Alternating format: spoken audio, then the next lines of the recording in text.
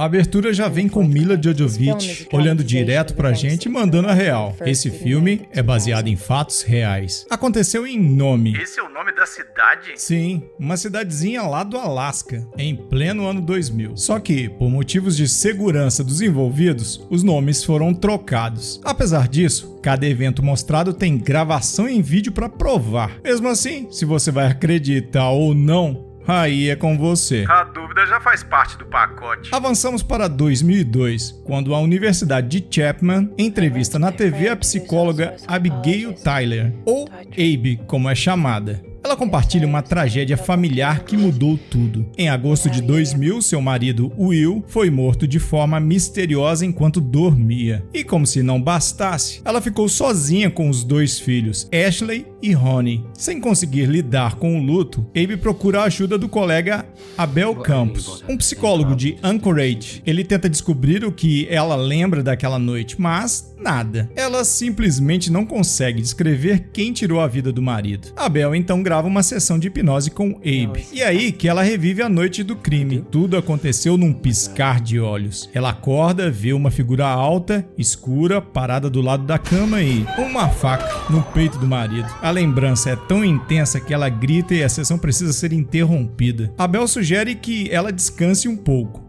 mas Abe está convencida de que isso só vai atrapalhar mais. Afinal, ela precisa continuar sua pesquisa. Ela volta para Nome, que, aliás, só dá para chegar de avião, e vai direto trabalhar. Um paciente já está esperando e reclama que anda tendo noites bem esquisitas. Esse paciente conta que todo santo dia acorda exatamente no mesmo horário, atormentado com o sonho de uma coruja. Na hora, Abe liga os pontos. Outros pacientes também descreveram essa tal coruja branca que, por algum motivo, causa um medo absurdo. O mais estranho, essa ave aparece nos sonhos desde a infância deles. E todos juram que as janelas estavam fechadas. Então, como ela entrou? Mistério total. Abe resolve investigar isso com hipnose e marca sessões com os três. Mas enquanto isso, a vida dela está desmoronando. Desde que o pai morreu, Ashley parou de falar. E para piorar, os colegas acham que ele está fingindo. Porque, claro, empatia de criança é sempre um luxo. Ronnie, o filho mais velho, também não está exatamente em paz. Vive no limite, tentando entender como a mãe consegue cuidar de tanta gente, mas tropeça feio quando o assunto é a própria casa. Ele busca respostas, mas não sabe nem por onde começar.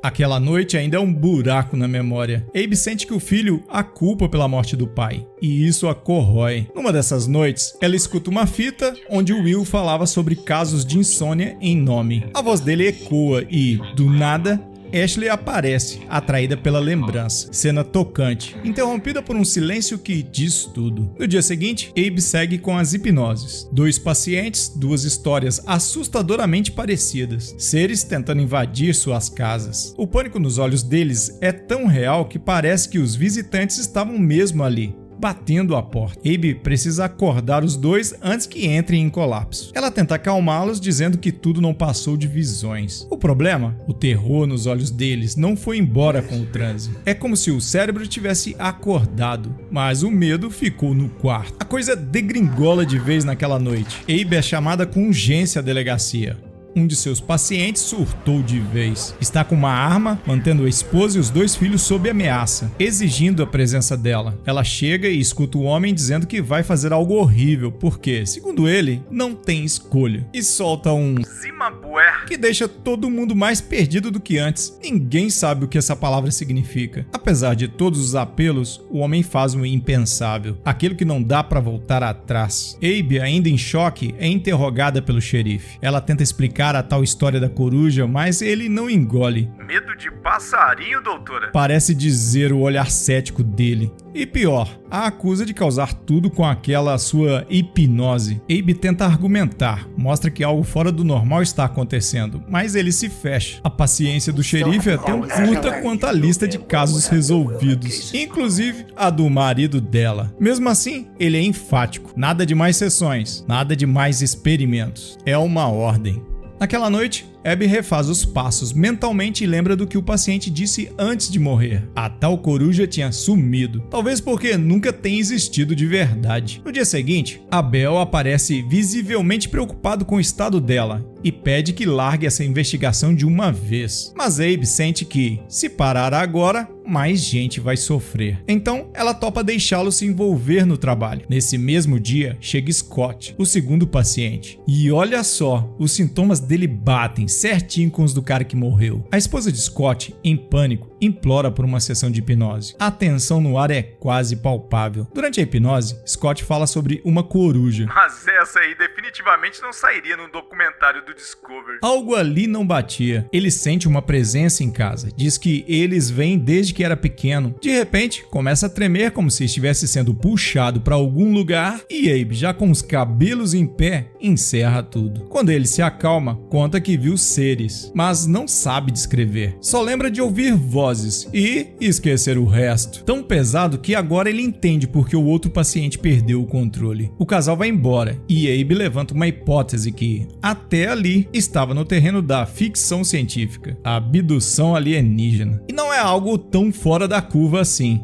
São 11 milhões de relatos no mundo. Todo santo dia alguém diz ter sido levado. Mas Abel, cético da dupla, não compra essa ideia. A conversa é interrompida pela assistente de Abe, que tinha escutado uma das fitas que ela entregou. A moça diz ter ouvido uma voz estranha e assustadora atravessando os gritos da própria Abe. Detalhe: a doutora não lembra de nada e a voz falava uma língua completamente desconhecida. Abel levanta a sobrancelha, claramente achando aquilo tudo suspeito. Mas Abe jura que não era a voz dela. Com a pulga atrás da orelha, ela volta para casa e dá replay na fita. Abe se vê deitada, dormindo, quando a porta do quarto se abre e algo entra. Ela não sabe como aquela marca no ombro apareceu, mas agora acredita que foi deixada por aquilo que a levou. Ela lutou, mas o visitante era mais forte e acabou levando a melhor. Ao revisitar a lembrança, Abe repara em arranhões no assoalho do quarto, exatamente onde ela lembrava de ter se agarrado. Aquilo confirma que o que sentiu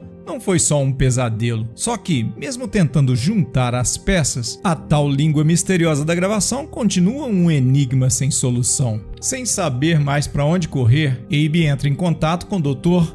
Odusami, especialista em línguas antigas e, curiosamente, conhecido do falecido marido dela. Ela pede ajuda para identificar a tal língua misteriosa ouvida nas gravações. Odusami escuta o relato e, intrigado, vai pessoalmente até Nome. Quando ouve a fita, ele solta a bomba.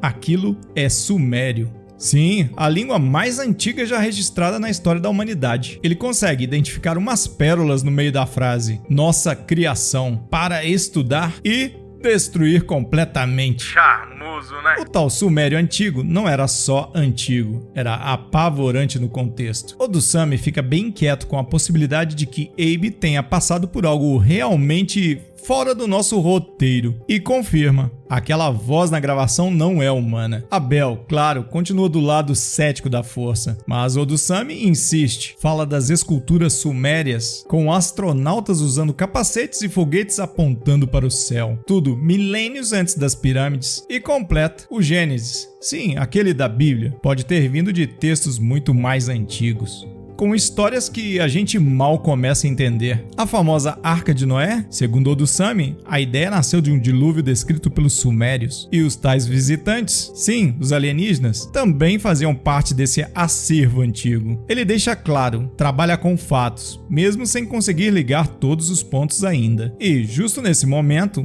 o telefone toca. A esposa de Scott está desesperada. Abe corre pra lá e Scott confessa: nunca teve coruja nenhuma. O que ele viu, ou quem ele viu, está além da memória.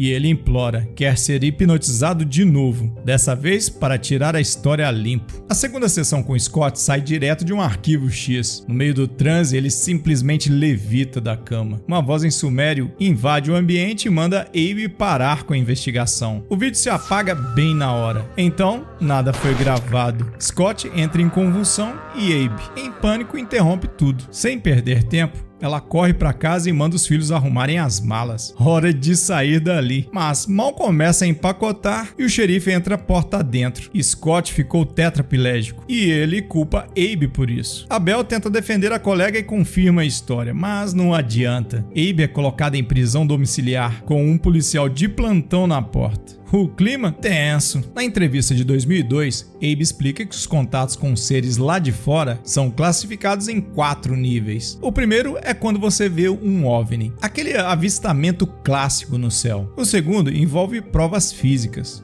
como os círculos nas plantações. O terceiro já é o cara a cara com os ETs. Mas o mais assustador é o 4º tipo, quando alguém é abduzido. E o mais inquietante, a maioria nem se lembra por quê. Bem, fizeram a pessoa esquecer, o que é, no mínimo, uma conveniência sinistra. Voltamos pro ano 2000. Um policial está de vigia em frente à casa de Abe quando vê no céu um enorme objeto preto em forma de triângulo. A imagem do vídeo fica distorcida, mas dá para ouvir os gritos dele pedindo reforços. A polícia chega rápido, com o xerife liderando o ataque. Eles entram e encontram Abe em desespero, dizendo que Ashley foi levada por um feixe de luz. O xerife, sem dar espaço para qualquer teoria, acusa Abe de ter sequestrado a própria filha e ainda levar Ronnie embora dela. O nível de empatia do sujeito, como sempre, no modo avião. Com a filha desaparecida e sem mais nada a perder, Abe decide, vai se colocar em hipnose para tentar se reconectar com os seres. Abel e Odusami registram tudo em vídeo. Ela menciona a coruja.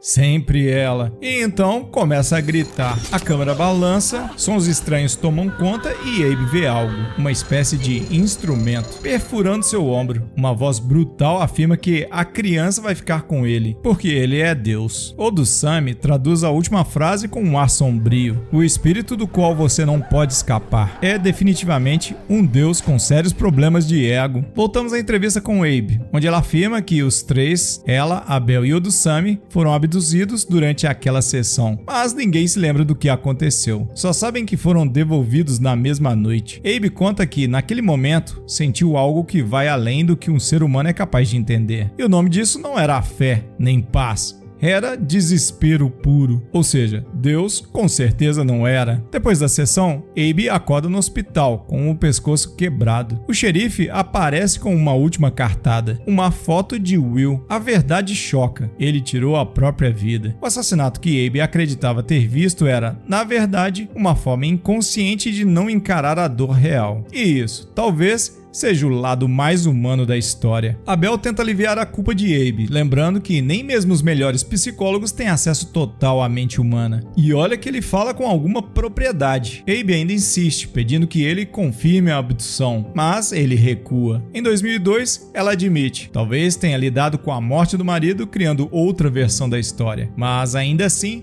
tem as gravações. E elas não mentem. O pescoço de Scott está quebrado e Ashley segue desaparecida. Abe acredita que um dia vai reencontrar a filha. A entrevista termina e revela: ela agora está paralisada por conta da lesão que sofreu durante a abdução. O apresentador joga mais uma informação desconcertante. Nome: essa cidadezinha no fim do mundo recebeu mais de 2.000 visitas do FBI, mas nenhum caso foi oficialmente aberto. Dr. Abel continua na ativa como psicólogo e Odusami virou professor universitário no Canadá. E adivinha? Nenhum dos dois, nem o xerife, topou participar do filme. Já Ronnie, o filho de Abe, agora com 22 anos, ainda carrega a culpa em cima da mãe. E quase não aparece para vê-la, porque, afinal, rancor mal resolvido é mais duradouro que visita de parente em feriado. Todas as acusações contra Abe foram retiradas e ela saiu do Alasca, indo morar na costa leste. Mas mesmo agora, debilitada e de cama, ela segue firme numa coisa: a busca por Ashley não acabou. Durante os créditos, ouvimos uma gravação real de pessoas contando seus próprios avistamentos de OVNIs. O filme cria uma atmosfera densa e envolvente, bem ao estilo Cidade Pequena, onde as coisas bizarras acontecem e ninguém sabe o que fazer. As atuações seguram bem a barra e, claro, a presença de Mila Jovovich já dá aquele peso a mais. Então, diz no comentário aí se vai assistir esse filme ou prefere ser abduzido por um alienígena. Pra quem quer mais, tô deixando outro resumo aí no card. Então, vai lá!